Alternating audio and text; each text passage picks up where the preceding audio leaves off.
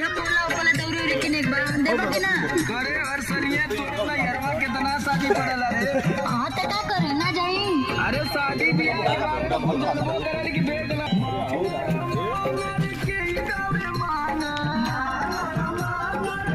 ये तू बता दे भी तो पैसा दे दे। हां त बता दे बताओ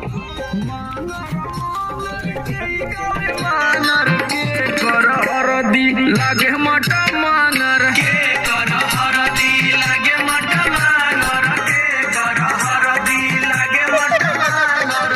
हां त सुना मांगोर मांगोर भाभी